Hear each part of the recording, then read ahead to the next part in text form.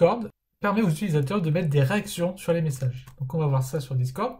Là, il y a une petite icône qui permet de rajouter des réactions. Et ces réactions peuvent donc s'afficher en dessous d'un message. Donc si je mets un smiley qui tire la langue, par exemple, et bien là on peut voir qu'il s'affiche en bas.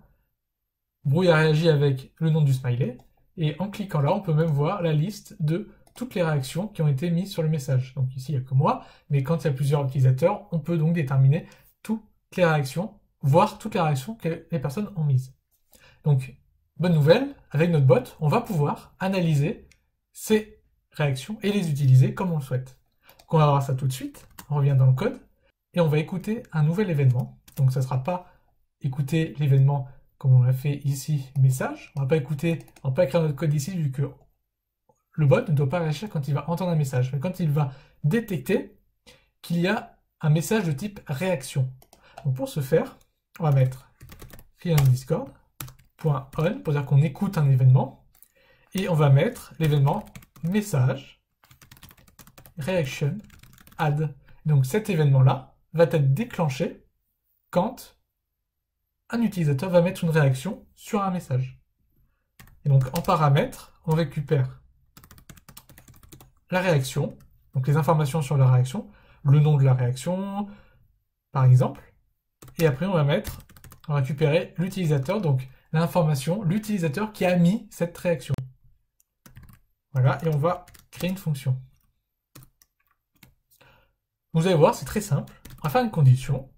On va mettre réaction.emoji.name. Puis on va mettre si l'emoji est égal à l'emoji suivante. Voilà. Donc vous pouvez mettre soit le raccourci de l'emoji, soit l'emoji en lui-même. Donc pour savoir le raccourci, il suffit de le taper ici, par exemple. En survolant, on peut voir que c'est Tada.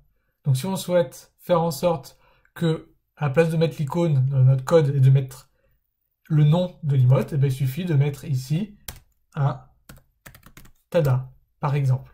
Et là, on va laisser celui-ci. Et donc là, on va mettre si...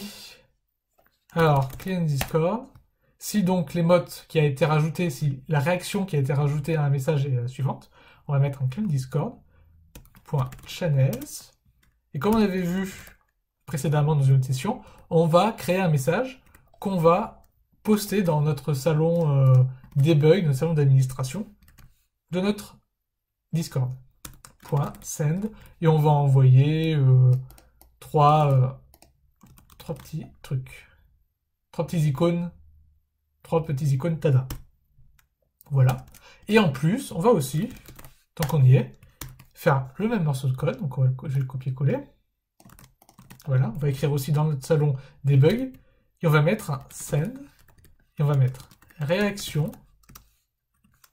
plus. Et on va mettre réaction.emoji.name. Et donc là, ça va écrire dans notre salon réaction, espace, l'icône de la réaction. Donc on sauvegarde. Et de la même manière, si vous voulez détecter le fait qu'un utilisateur supprime une réaction, à la place de mettre message reaction add, il suffit de mettre, je vais mettre en commentaire ici, message reaction remove, supprimer, enlever. Voilà, donc c'est la même structure. Vous pouvez reprendre ce morceau et remplacer par remove. Et après, vous pouvez faire le traitement que vous souhaitez. Donc là, on ne va pas le faire, ça n'a pas vraiment d'intérêt. Mais sachez que c'est possible de le faire simplement. Il y a juste à remplacer add par remove dans l'événement à écouter. Donc on va démarrer node index.js. Notre bot démarre. Et une fois démarré, on revient sur Discord. Et là, on va faire un coup de bonjour. Voilà. Donc le bot ne va pas réagir vu que ce n'est pas une commande. Et sur ce bonjour, je vais rajouter une emote qui va être l'emote Tada. Et donc là, si je vais dans le salon debug, eh bien on peut voir que l'emote Tada a été détectée parce qu'on voit qu'on a la condition if qui a été exécutée, on voit que nos 3 Tada ont été affichés, et on voit réaction Tada. Et si je mets une autre réaction, voilà, on voit que le bot réagit et dit réaction, et il affiche l'emote de la réaction. Donc pourquoi utiliser ce système? Ce système peut être très pratique pour mettre en place un système de tirage au sort, par exemple.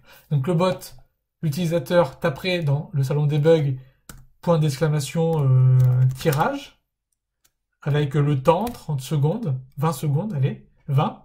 La commande n'existe pas, ça va pas fonctionner, mais supposons qu'on crée cette commande. Et bien du coup, dans le salon de général, ça veut dire, attention, il y a un tirage au sort. Si vous voulez participer, eh bien, il vous suffit de mettre une réaction.